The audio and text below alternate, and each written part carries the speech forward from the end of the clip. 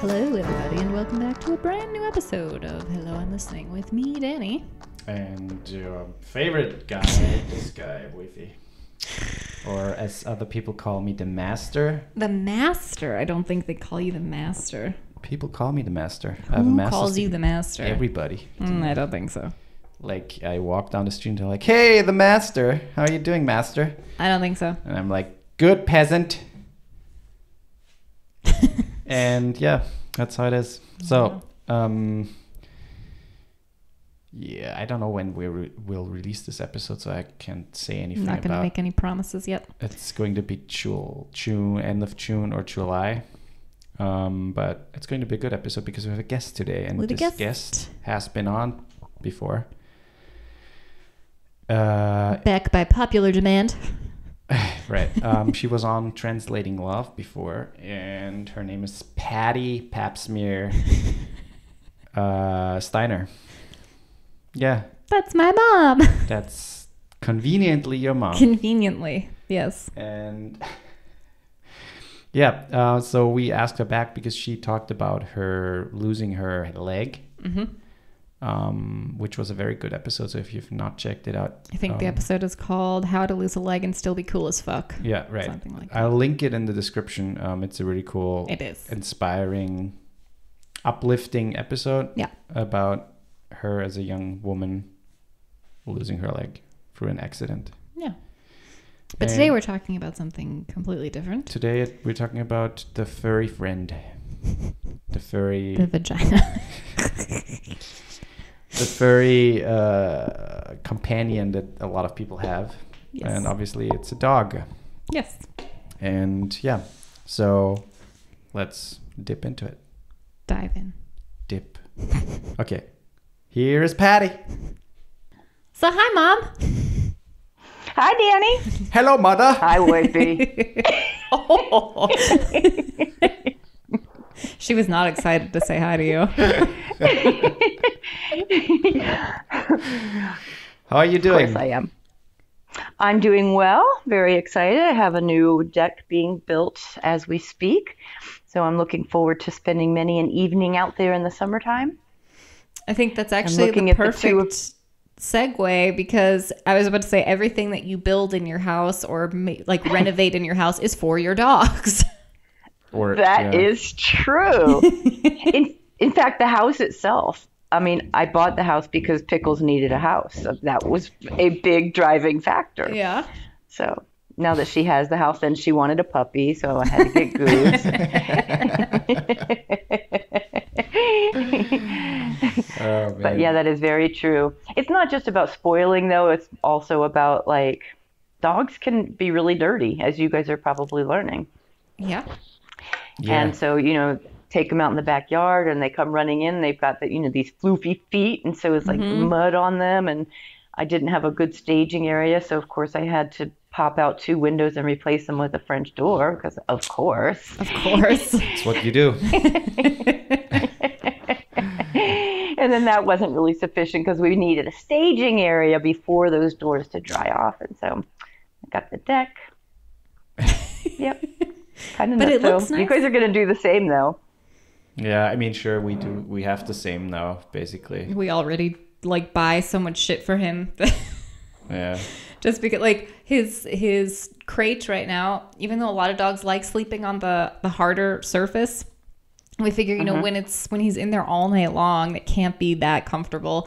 And we also wake up in the middle of the night because he's trying to get comfortable and he's very dramatic about it. And is scratching with those nails on the plastic, and you're like, oh, okay. And he's obnoxious. So we got him a second bed. He already has a bed outside of the crate, but we bought him a second bed that fits exactly inside the crate, and he can't move it. And it's like memory foam, and it's very nice. It's really nice. It's nicer than our mattresses. Yeah. Are you sure he wasn't scratching because he doesn't want to be on something floofy? Like maybe he does want the floor? I mean, we had stuff in there, though. So we had like a floofy blanket on there. It was like really soft and really thick. So it wasn't uncomfortable, I don't think. And he always moved everything out of the way.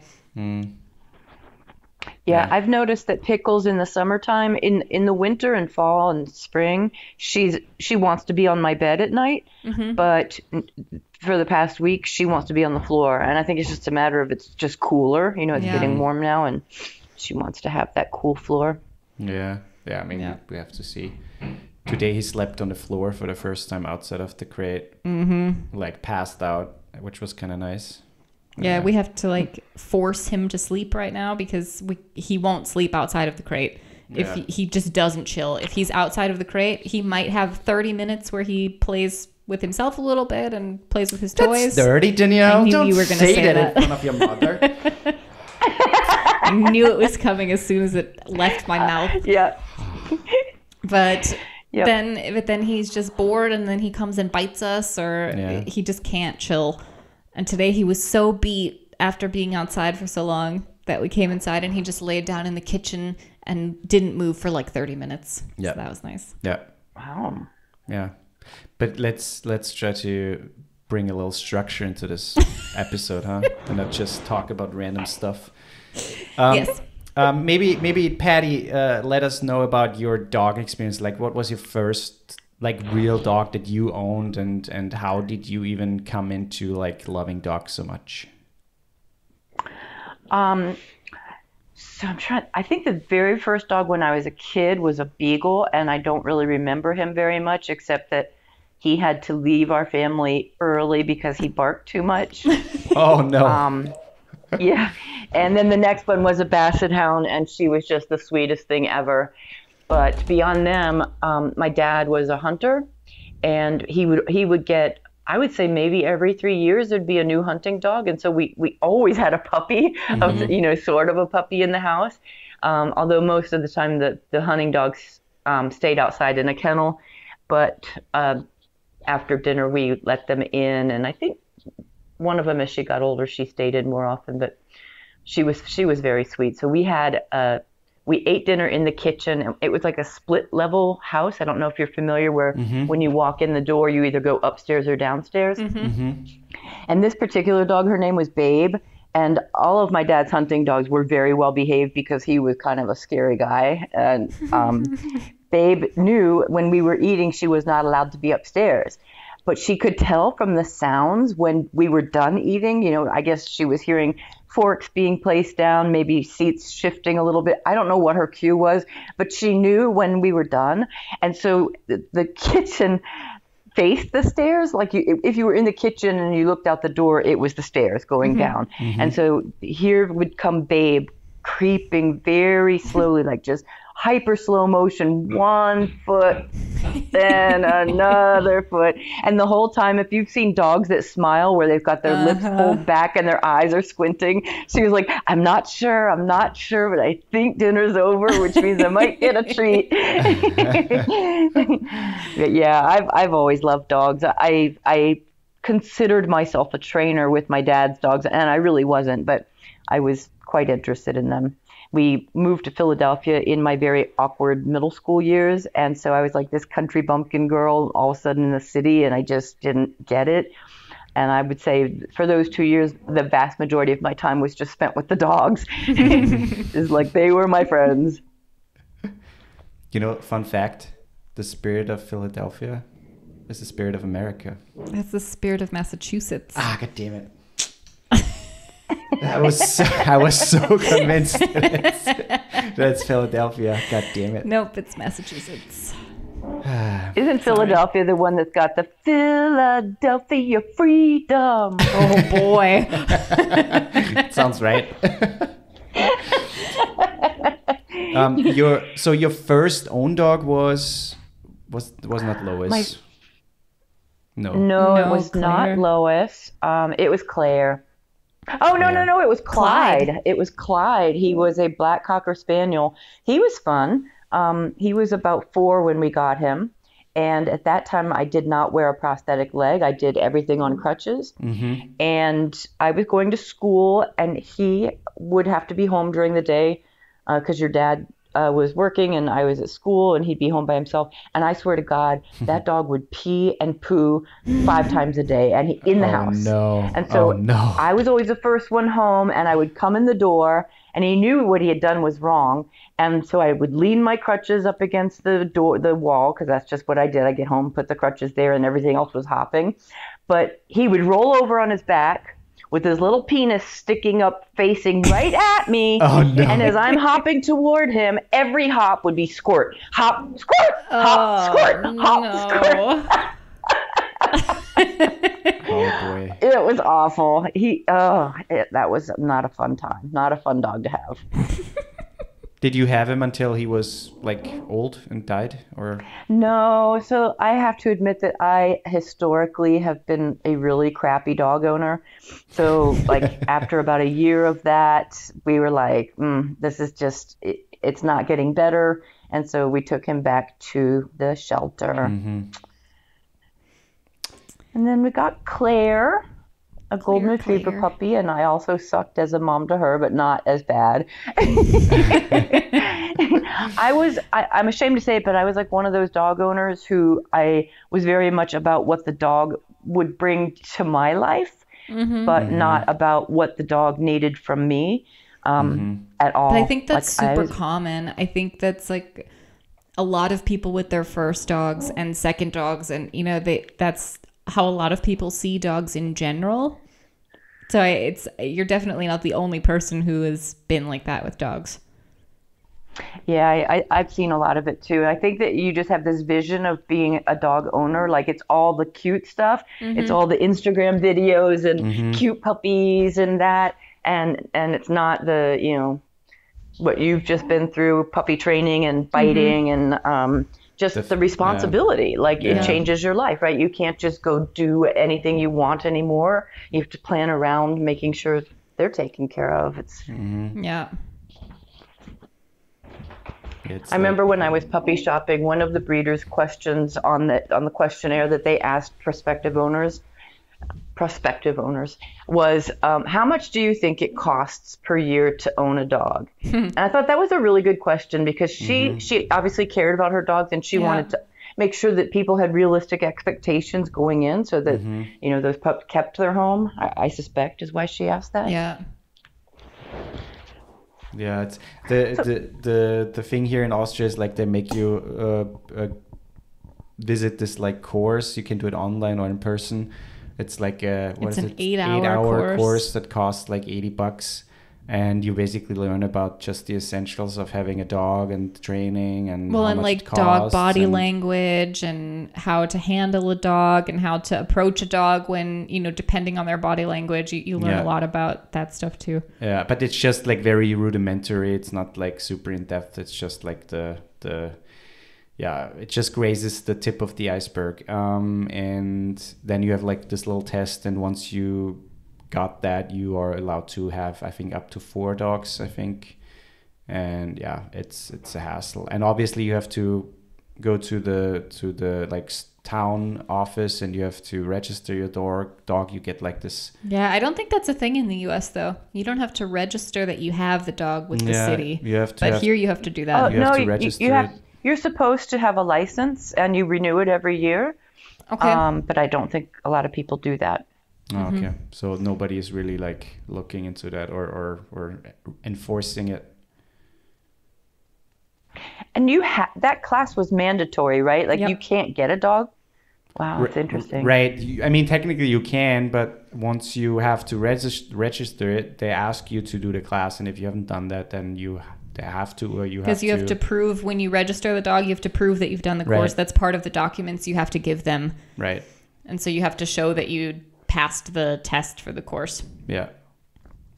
So here they would call that government overreach, but it really is so smart, because it helps people become good pet owners. Yeah. I mean, yes and no. I mean, the thing is the test itself, Woifi did it, and he said he probably could have done it without having done the course. Yeah, I aced it, and I didn't even do anything. I could have basically used Google or something for it, like online, and I didn't, but I aced it still. And So I think it's slightly flawed in that way, but the fact that they at least make you do the course is something. I mean, even if the test is easy, you at least probably still learn something from doing the course. And it would be much better if you would need to go to at least like a dog training or a dog school to visit that. That would be much better, I think. Like if you were required to have X amount of hours of training, like a dog school with your dog. I think that would be way better, because I mean, unless you're super stupid and you don't know anything and you're really dumb, then the course is for you. But if you know a little bit and you're not super dumb, then let's say the course is completely for nothing. Yeah. So let's segue back. So you got Claire, the golden retriever. Yes, she was a wonderful, wonderful family dog. She was very tolerant. So when we brought Zach home first, and then you know, there was never any worry. I don't know if you just heard a burp, but it was Goose, not me. Sure. Using the always dog blame the dog. an excuse. She's got her face right up near mine, and then she does that. But yeah, she was like, with golden retrievers, I mean, there was never any concern about, whether she was going to be okay with new babies coming into the house. And Danielle used to dress her up all the time and sit on her. And I think you used her as a stepping stool to get on the couch. I reenacted the scene from Aladdin where Jasmine steps on Raja's head, the tiger, to get into a tree to get out of the castle. And I literally stepped on that poor dog's head to get on the couch. She was so tolerant. I mean, there are some dogs that would like snap at you or something, but I don't think she ever did she? No. There are also pictures of Claire dressed up like she has like this scarf around her face, and she looked very distinguished, and she looks miserable in the picture, but it was hilarious. That's animal abuse right there.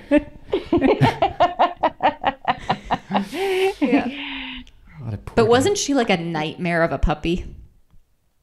Oh my gosh. I mean, for her first 2 years, it's so crazy what she ended up being in the first 2 years. The first 2 years, so I smoked at the time, and so some of the things that she did, I had a whole carton of cigarettes, and we were not very rich at the time. We were, it was paycheck to paycheck kind of thing. And so that was a luxury for me to buy a whole carton of cigarettes. She completely ate the whole thing. She just obliterated it. Oh, no. And then she chewed a hole in our mattress, and it was like right in the very center of the mattress. So it affected both of us. And because we were poor, we couldn't buy a new mattress. So like for a year, we were sleeping on a bed where that was just stuffed full of T-shirts. Oh no, I think you told me that story. It was like a basketball-sized hole. Wow. See, it makes Bean look like a saint. You would never know what he would do if we wouldn't have to left him alone. Yeah. So you don't want to experiment with that for a while, I would say. I think he's gonna be worse than Claire in that way, because he's so curious, and there's just and very mouthy. He's so mouthy. Very mouthy. Yeah, he is. But you had Claire until she passed in the family. Oh, that's nice. Yeah, and that was sad because she was very arthritic, and at the end we lived at the top of a pretty long flight of stairs, and so she had to go down that every day, and then it just got to the point where she couldn't, and she would be standing on the grass and kind of falling down, and it was just so awful. Yeah. Yeah, that's what we were all in the room. That's what I told Danielle. I mean, it's kind of a waste to train a dog and have it, and then it dies. Like at the point where you finally got the best dog or the best version of it, it just dies. Yeah, but then it's like it's kind of I don't know. Yeah, but in the grand scheme of things, you put the amount of time you put into training them versus the amount of time you have with them once they're trained is that you can't compare that. I don't know, it's still selfish. I think it's like a very selfish move from the dog to just die. Like I really love you and I know I'm perfect for you, but I'm going to die now. Bye. You're like, come on. I just got you. I trained you. I fed you, and you just die on me. Yeah. Seems very Their selfish. lives are too short. Yeah. Right? Then just live a little longer. God damn it. Like horses and donkeys. I mean, you could get a good 25 years out of them. Right. There's something wrong about that. I think they choose to die. They're like, hey, it's time, bye. Maybe. What was the dog after Claire? Was it the Basset Hound? So No. Or was it the devil dog? Yes. Solomon. It was Solomon. Solomon, the devil dog. Yeah, he was a devil. I mean, it's you. I don't know who named him, you or Dad or both of you, but it's whoever named him. It's that person's fault that he's that way, because who names a dog Solomon? You know he's going to be a devil dog. That's true. That moment, a demon possessed the dog. Like, this is my vessel now. He was a devil. He was a Jack Russell Terrier, and he was, the day that we went and picked him out, was so fun because Jack Russell Terriers are really, really characters. They are just full of energy, and their whole body is like one big muscle. So like they can jump like 5 feet in the air just from a standing position. It's just crazy. Wow. Yeah. And so we're like, Zach and Danny are still pretty young, and the four of us go over to this owner's home, and she's got a whole bunch of Jack Russells running around. So there's a litter of puppies, but there's also adults, like, I don't know, Danielle was 4 or 5 probably. I don't remember. Actually, I don't remember meeting him. Oh, you don't? No. Do you remember this part, though, that he came running into the room, and the reason we fell in love is because he and another puppy had a rope. They were like doing a tug-of-war. That I remember. Oh, you had there was a saint and there was a devil, and you chose the wrong end of the rope. Exactly. I think Zach might have picked. Yeah. I'll have to talk to Zach. It's Zach's fault. But I feel like we picked him because he looked like Wishbone. Wishbone. He did look like Wishbone, and he was so cute because he had a spot right in the center of his forehead. This little, like, so it's like all white head and then just a blop. He was adorable, and he really was. He had a lot of good about him. He just had a lot of problems, and they weren't behavioral problems per se. No, there was something wrong with him. Yeah, because he started having seizures. And like at night, I'm only laughing at that because I know what story is coming. Was he like? No, wait, she has to tell the story first. But was he like levitating off the ground and speaking in Latin tongue or something, or what? Like, you will all die tonight. To be laughing about. But yeah, so I don't know. It was probably like a year, maybe 6 months after we got him. And he was in the bedroom with Danielle, and I think you were playing on the floor with him. And then I just hear Danielle calling me, and she's laughing, and she's like, Mommy, come here. Solomon's dancing. What? And oh my God, it's the worst thing to see. It looked like every limb in his body was stiff, but moving. Like he couldn't bend his legs. Like it was just awful. Oh, and he's like, he's having a seizure. Ugh. Yeah.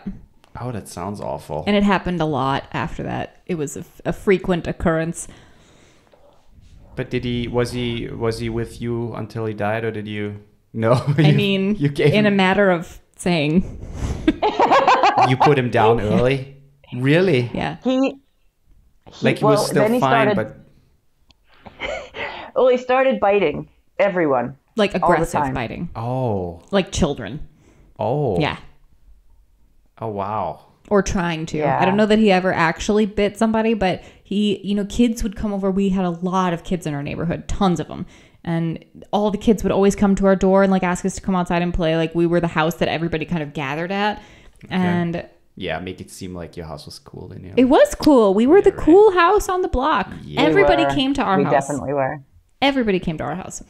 And I never heard my house here is still the coolest house on the block. I mean, that's not hard, though. I'm the only one under 80. That helps. Like this young person next to me with her 2 dogs. She's so darn loud.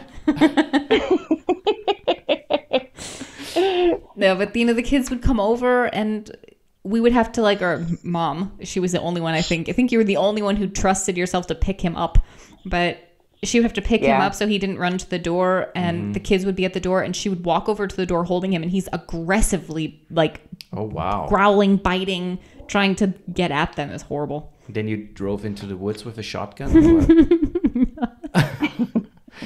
Or did you There do were an moments. exorcism? Did you call a priest? That was a sad day, though. Zach and Danny took him for his last walk around the block. It was like his death walk. Oh boy. Yeah. Yeah, but the thing is, I feel like that I don't feel so terrible about, because I feel like it was necessary. There was something wrong with his brain. Like there was something wrong. And the fact that he was having seizures all the time. And it's like that's no life for a dog. And at some point it was gonna get to the point eventually where he actually bit somebody and harmed them. And then you have way more problems. So how long did you have him though? Like in total? I think he was 4. Oh, it's like a month. No, but even as a puppy, he was showing that aggression, which that's No, there's no. something wrong. Yeah. If a puppy, Yeah, I've never seen that before. But the very first time that we had friends come over, Danny and Zach's friends came over to meet the new puppy, I've never seen a puppy growl. Like not play growl, like growl at these children. And that's like, oh no, Maybe- this is not good. Maybe he saw the movie Elm Street, Nightmare on Elm Street, and he liked Freddy Krueger so much. He's like, God darn kids. No, he saw, what is the one with the demon child? The Omen. The Omen. He saw that. Yeah. He's Damien. Or he was the reincarnation of Adolf Hitler. Maybe. I don't know if He Adolf also Hitler had a hated very kids, giant though. head. Yeah, he had a big head. Maybe he had a tumor. And my theory is he got stuck in the birth canal and something just was never the same. Oh, yeah, sure. You never know. But after that, you got Lois And Lucy. and Lucy. Oh, yeah, you got 2 basset hounds. Lucy and Lois. Yes. God, this is kind of making me really feel ashamed. It's like, I really was an awful dog owner. No. I want one more thing about Solomon that's a funny story, which is that, your dad tolerated my pets, but I don't know that he would have had as many pets had it not been for me and just being Probably nice not. to me. Hated that dog. Yeah, he hated Solomon, I think. And it was like, Solomon would like bark at him. And but the funniest thing that Solomon would do is like sometimes he would be in our bed at night. And if he threw up, it was like almost guaranteed it was going to be on your dad. It's like, what kind of way is that to wake up to have a dog vomiting on you? Oh, man. Good. So then we were like, okay, we need to get a breed of dog that is as far away from a Jack Russell Terrier as you can get. And that would be a Basset Hound. Yes. And we decided to get 2 because we were working during the day and the kids were at school. And it was like, let's get 2 so that they can, not be lonely during the day. Mm-hmm. That I remember going to meet them. That was fun. Basset puppies. I mean, they're super cute. Yeah. But those were good dogs, though. They were good dogs. So, we had the Lois and Lucy. And Lucy was quite dumb. But she was my favorite because she was quite dumb. And I don't know. I don't remember why. We ended up having to give Lucy away. We found a really nice home for her. Or I don't know who found the home for her, but it was a really nice home with like this older lady. And I think it worked out really well. Mm-hmm. But maybe you can enlighten me. I don't really remember why. I think it was just because they were fighting so much. Like they stopped getting along. Oh, really? I had a friend when I was when I was researching them, I had a friend who said, do not get 2 female puppies from the same litter. They will never agree on who's dominant. And so it's like fighting all the time. And I just poo-pooed her. It's like, you don't know. But it seems to at least been true for them because it was fighting over the kids more than anything. So if the kids would get on the floor with one of them, the other one would try to push that one out of the way, and then they'd end up fighting like right over the kids. And it's like, yeah. Oh, that sucks. Yeah. I mean, ultimately, I know I give you a lot of crap for this, because the choice was not like mine to get rid of Lucy. I didn't want to get rid of either of them, honestly. But I always gave my mom crap for getting rid of Lucy, because I was like, you just like Lois better, but she was always the instigator, which is true. Yes, it is. Lois was the instigator, but I just loved Lucy so much. She was just so wonderfully dumb, and I loved her for that. Do you still have contact to her? No, she's probably dead. You don't know. I'm pretty sure. But I always give my mom crap for it. But I will say, you probably made the right choice, because Lois ended up being the best dog we've ever had. Yeah. I mean, that's what you told me. Yeah. And from the stories and all. I mean, Lois has an Facebook account. She does.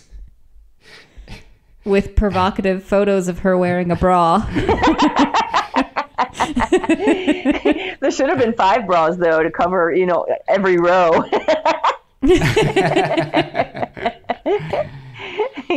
She was a good dog. Basset hounds, there are things that you need to know about a basset that you might not be able to deal with. But if you're able to deal with drool and you go for a stand, not for a walk. Go for a stand. Although I think it depends on, we also this was all of us, not just you, but we never really were super active with her either, in terms of really going out and doing things with her until she was older. Once she got older, we would go to the dog park with her more. But at that point, she wanted to play so badly, but she didn't have the strength to anymore. So she would mostly just watch. But bark every now and then. We also didn't really, I've seen Bassets that are quite agile. So I bet if we had walked her longer when she was younger, or did more active things with her, she probably would have been more active. Yeah, she was just like a cow. I mean, she was a happy cow. She was a cow. She definitely loved her life. I mean, but I agree. I've seen Bassets that can jump up into the back seat of a car, and Lois, there's no way. And it wasn't like she was overweight. Everybody loved Lois too. It wasn't like she was overweight or anything. No dog, right? Whoops. Sorry, what? It wasn't like she was overweight either, except for one little stretch of her life. It was just she just didn't have it in her. Yeah. She was kind of a lazy bum. Yeah, it's okay. Yeah. That's okay. But after that, you had no dog until Pickles, right? Yeah, so that was the longest period of my entire life that I went without a dog. And I moved to a place where I couldn't have a dog, so I was a year there. And then Dani really is to blame for Pickles ultimately, because you had of course. What was her name? Bailey. Dani had Bailey, and Bailey needed a new home as an emergency, and so I rented a new apartment where I could have dogs, so that I could take Bailey. And that ended up not working out, but it definitely got me I need a dog. Yeah. Absolutely. So you say I'm to blame for Pickles, but really you're saying thank you so much, because otherwise you wouldn't have Pickles in your life. That's true. That is true. She has been just so good for me. And, it's just for me, it was a time of life thing. I think when it was, when I was working and had kids, I just wasn't as attentive as I needed to be to a dog. She was just they were always sort of afterthoughts. And with Pickles, she was the first dog that taught me that this is a two-way street. It's not just about what I'm getting, it's what she's getting as well. And just learning to respect the individual that she is, or any dog is. Because even with her, when I went and picked my dog, I had this vision of, she's a floofy little happy puppy. She's going to just love people and run to them and be, the image you have of a good, happy puppy. And when I brought her home that first week, she was afraid of wind. We'd be outside. Yeah, like leaves would blow and she would start cowering. And I was like, oh my God. And I called the breeder and I was like, I don't know if I want this dog. I want a happy dog, not a fearful dog. And she gave me some tips. And then I just started being more introspective about the whole thing. I was like, this little animal needs to be cared for. And this is funny. The first vet visit was, you have to get them to the vet within the first week to have the breeder validate that it's a healthy puppy or whatever. And the vet was the one who had always taken care of Lois. Yeah. So I come in there with Pickles and, complete opposite personalities. Lois would come into the vet and she'd be like, hello, everyone. She's just like, this is everybody's her friend. And Pickles is just shaking and cowering. And the vet says to me, she's like, first she says to Pickles, she says, you have some very big paws to fill, little girl. But then I think she could tell, like, by my demeanor, that I was feeling disappointed. And she said, dogs will, as you spend time together, the dog and you are going to find your place together. Something like that. And it really resonated. She was the best vet. I loved her. I loved her so much. She's not around anymore? She left there and they won't tell me where she went, because I would have followed her to wherever she went next, but I don't know. Oh, so you stalked her? I would have. I mean, she's the kind of vet, she sent me a card after Lois died. Yeah. Oh, that's just nice. Really sweet. Like, you still owe me money. also, I'm sorry. No, she was great. She was also a very no-nonsense vet. So, like, if she saw something that she didn't like that you could change, like something that you could be doing better that she noticed by just your visit with the dog, she would say it. Like if you wear something that doesn't fit you or your hair or what? Or like with the dog? With the dog. Oh, see. It's like, I don't like your dress. Don't wear it anymore. Okay, doctor. Well, there was that time she said that I should shower more often. Yeah, I can see that. So what I learned with Pickles...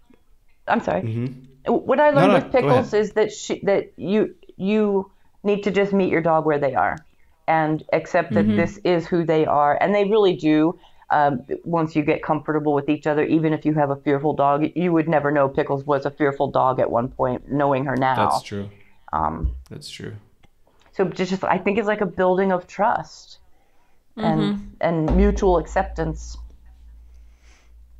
I mean, also the especially the puppy phase. I mean, it's my first dog right now, so I've never had that experience. But from what I can tell already, the puppy phase is a very important phase, because you not only get to see him grow up and get into being the character that he's going to be at some point, but also you can shape him a lot. And that comes in both forms, where it totally depends how you act and how you confront that dog, essentially, and that does something with the dog, obviously. So that's also nice to see that sometimes the more calmer way, and the more, even though you're like inside, you're like boiling, the more calmer way is the best way. But then you get a second dog. Why did you get the second dog, though? Pickles asked for one.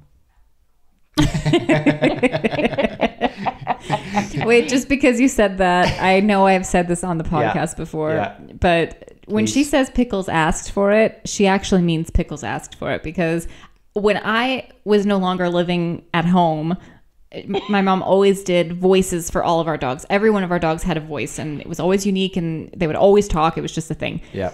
And I would get phone calls after I moved out from my mom, where I remember one specifically, I picked up the phone and I was like, hi. And she's like, you will not believe what Lois just said to me. It's great. So when she says Pickles asked for the dog, I bet you that she actually did. Yeah, can you recollect what she said? Say that again? Can you like reenact what she said to you?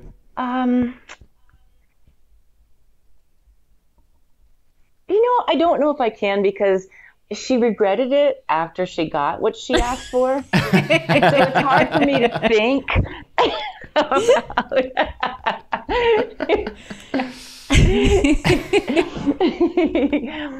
She thought that she wanted someone to play with, and we just didn't know what we were going to be getting.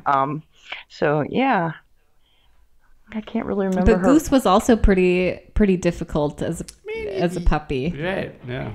Yeah. So in a very different way, where Pickles was, very fearful and, but so good, like Bean, in terms of how quickly she adapted to her crate. The first night in her crate, not a peep out of her. She slept through the whole night. She was just waiting for me in the morning. Just, so good, so good. And we get Goose. And after my first night with Goose, my neighbor called and asked me, how I liked my new puppy and what did I name it. And I said, well, after last night, its name is fucking asshole.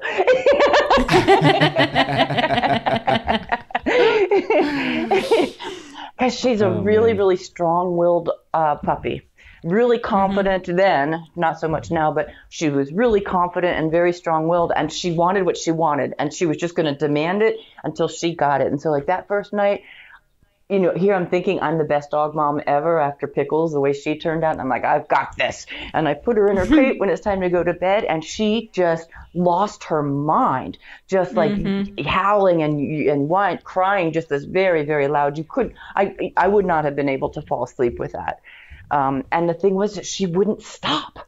It's like, usually you can ignore it for like 5 minutes or so, and they're going to just wear themselves. She would not get worn out. I have videos where in like the first week that I had her, I had these appointments that I had to go to where I was gone for like 4 hours. And so I would put a camera in the living room because I'm like, surely she does not bark in the crate for 4 hours. She does. She barked in the crate for 4 straight hours. And then the funniest one she ever did was she had never been home by herself. And Pickles got sick, and I needed to take her to the vet. And so I tried to make everything perfect for Goose to be by herself. So I got her one of those bones that you can stuff with peanut butter. And I shoved a whole bunch of peanut butter in there, and I put it on the rug for her. And then Pickles and I leave, and I drove about 2 blocks, and then I checked my home camera system just to see how it was going. And she's very food driven, so she's still at the bone, but she's crying the whole time. So it's like she's got the bone in her mouth, and she's like lick, lick, lick. Lick, lick.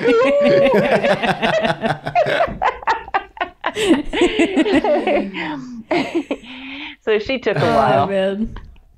She's But better she's a now. good dog now. Yeah, it's gnarly. Yeah. Yeah. So do you have any advice for people out there who want a dog or think they want a dog? Yeah. For like how they should Approach prepare before they get a dog? Or how they should even make the decision if it's really the right choice? I would recommend to everybody what I recommended to you, which is that book, The Art of Raising a Puppy? The Art of Raising a Puppy. We'll link it. So good. It's not too long of a read. It's very personal. It's not, like step 1, step 2, step 3. It helps you to understand the nature of a dog and how they see us and how we should see and treat them. And it gets into, the way they think and the way they process. And I just think it's so good. And it really does help you to think about things like the puppy that you think you want may not be the right puppy for you. And it's, I don't know how to describe that. Like in this particular place, it's a bunch of monks who live in is it a monastery that monks live in? I think it's a monastery, yeah. Yeah. And they got around to raising German Shepherd puppies. And each monk has a puppy they're responsible for, and they breed the dogs and sell them, but they are very, very selective about who gets what dog. So it's not the family comes in and they pick the cutest puppy. These monks have been learning about the family in advance and studying these puppies and their different levels of confidence or timidness, and then they pick the puppy for that family, and it's just really a smart way. I wouldn't like it, but I think it probably is the better way to do that. I wouldn't like it personally. I mean, because like you want to pick your puppy, right? But yeah, they're with you for their whole life, and if they live 12 years, 15 years, that's a good amount of time, and a good match is pretty critical. That's true. I mean, I think also a lot of things that I read is just not over, like, just don't be rash in the decision. Try to sleep over it. Try to get a lot of knowledge about the breed. Yeah, I think picking the breed is also super important. A lot of people just think like, oh, I want this breed, and because you don't it's cute. know, right? And you don't know what that breed entails, what it usually, like, is it hyper? Is it low energy? What does it need in terms of maintenance, walking, whatever? And a lot of people just don't do that, and that's also critical because then a lot of people end up in the shelter or get put down early. The dogs, not the people. Yeah, the dogs, obviously. He said a lot of people end up in the shelter and get put down. No, obviously the dogs, yeah. That was a brain fart. But yeah, I think that's also a thing that I would totally recommend as a very experienced dog owner of 6 weeks.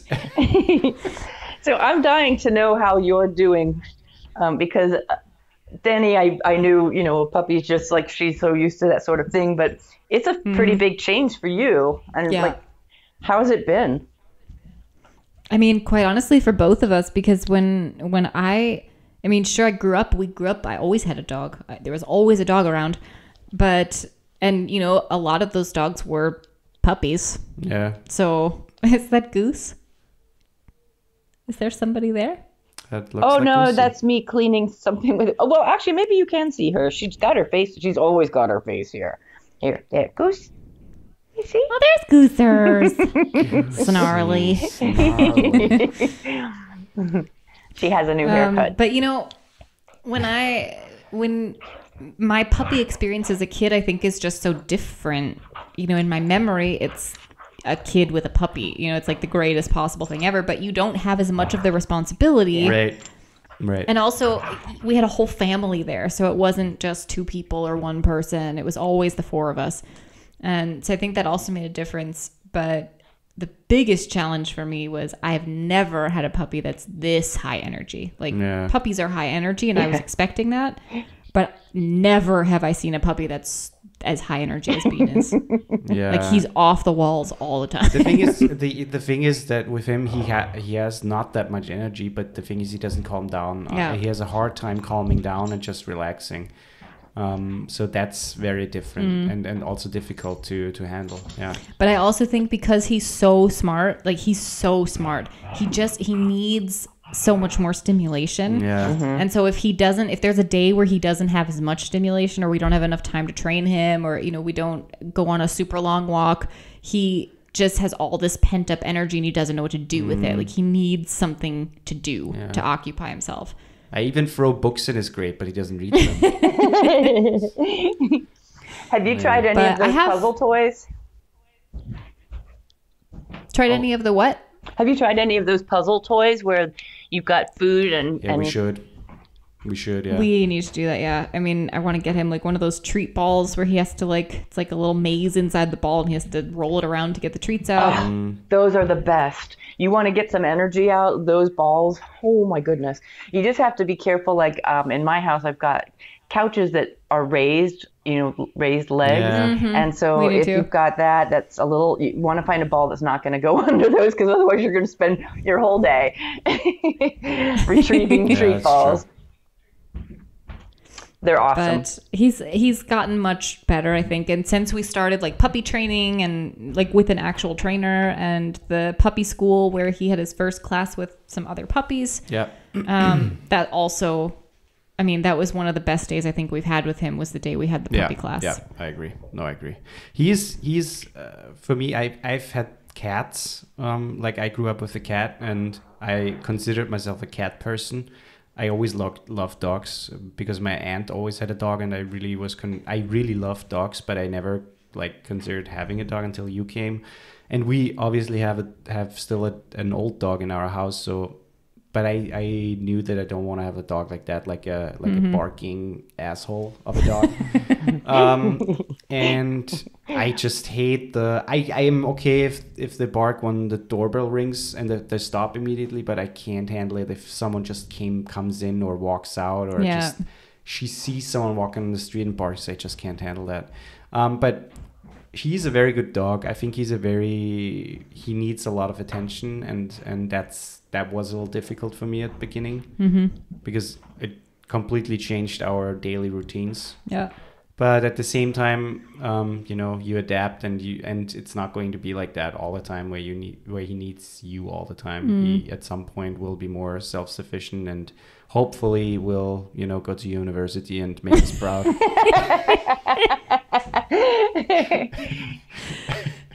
Hopefully. He'll be a dog lawyer. He's going to lawyer some dogs. Yeah. Well, I mean, the golden retriever in him is definitely going to give you more of that high energy for the first couple of years, but then they just become just these sweet, gentle family dogs. Yeah. They're just so good. Mm. And he does seem really smart. We can already see that. Yeah. We can already see like his chill side, and when like his really sweet side, when he wants to be gentle, he was really gentle, and I think he's going to be a really good dog. He already is. Yeah. I mean, he signed the contract. He has to be. He had his paws crossed, though. He tricked me into giving him a second breakfast the other day. Ooh, how'd he do that?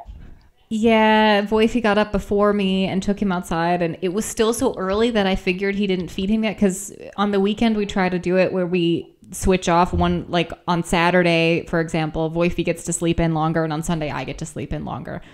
And so I just figured he hadn't fed him yet, and Woifi was working outside, and so they were doing something really loud, and I was like, yeah, I don't want to go ask him now, but I'm assuming he didn't feed him.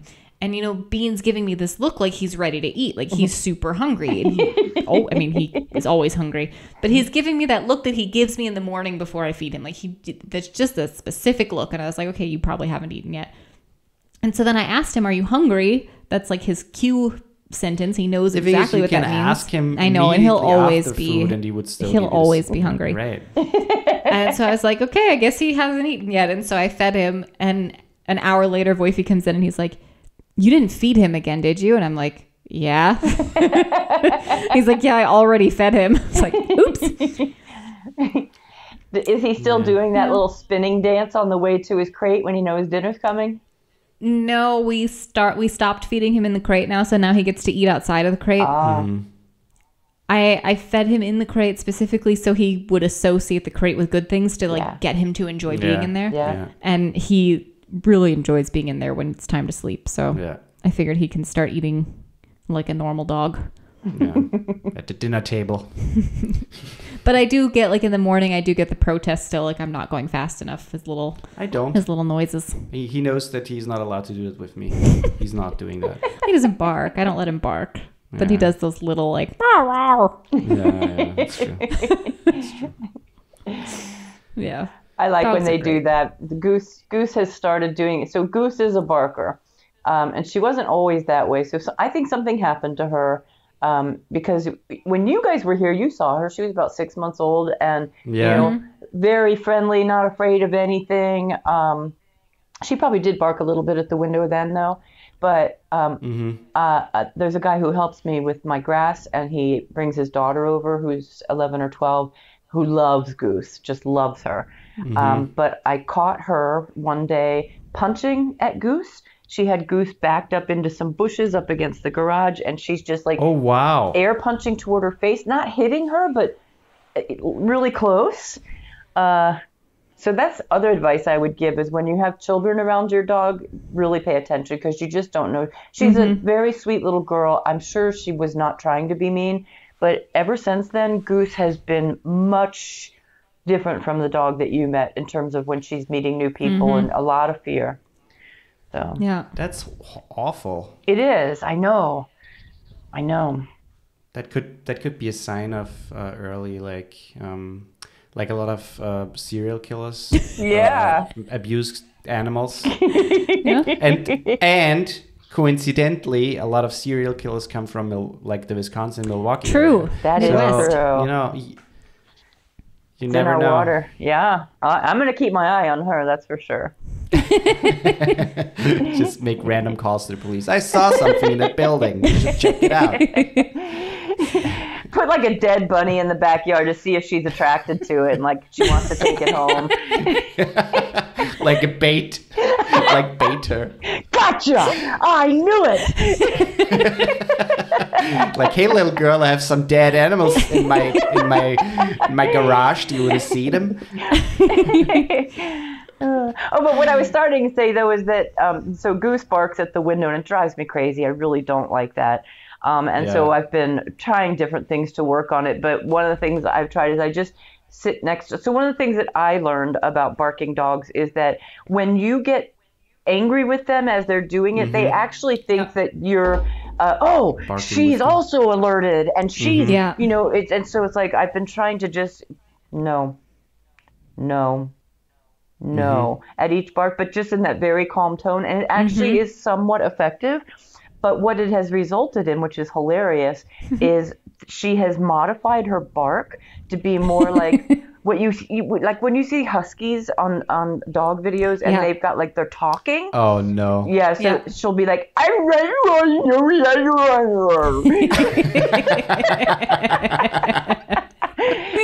Which is acceptable to me. I'll take that. She's like, I'm not allowed to talk, but I still try to be loud. Oh, there's a cat in front of our window right now. Is it your cat? No, there's a neighbor cat who's massive. I don't know what breed of cat he is, but he's so big. He's like a tiger. He's so cool. And he always comes through our yard and just kind of hangs out, fights with the other cats. That's so sweet. I had a raccoon visit my yard the other night. Woifi would love that. I love a raccoon. It's a very big one. I bought a camera for the backyard because sometimes when I take the girls out at night, there's a place behind my garage that I can't see from the back of the house. I have to walk around it, and there's a bunch of trees in there, and often there's something that's in there at night that the dogs lose their minds over. So I'm assuming it's probably a raccoon. And so I bought these cameras so that I could, you know, capture my wildlife in action. And a whole month goes by and nothing. The only videos I see are at 10 o'clock at night, the girls out there peeing because it's their last time out for the night. That's the only thing that sets the camera off. But I was very pleased to have a raccoon. It's probably the one kid sitting in the tree with a knife.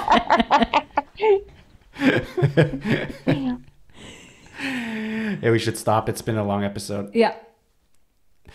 So just quickly to wrap it up, thank you again for for entertaining us with your fun stories and your humorous way of telling them.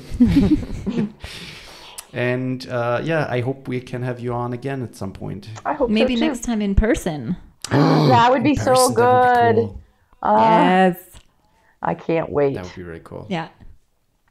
Okay, then we say goodbye now. Goodbye. Goodbye now. Hey, that was it. That was it. I love my mom. Okay. Yeah, sure. No, she's great. She is great. I love her stories. I love her like way of talking and her See, fun things. you say that, but my mom and I are very similar, and we both take a really long time to tell one story. Like, we have to tell so many details of the story that you kind of forget where the story started. And I love that, and I'm also like that. But when I do it, you're like, it's so annoying. Just get to the point. Yeah. When my mom does it, you're like, I love how she tells stories. I have to say that because she listens to the episode, and then I'm like a fool if I don't say that. No, it was a good episode. To make it quick, because it was a long episode, if you like what you hear, please consider subscribing. It helps us a lot. Rating the podcast on Apple and on Spotify. You can also on Spotify answer a quick little question like, how did you like the episode, feedback and stuff. And if you want to support us more than that, you can head over to our Patreon, where Joe is still waiting for another Patreon. Hey, Joe. Hey, Joe. And that's it. Have a lovely day and watch out for deer.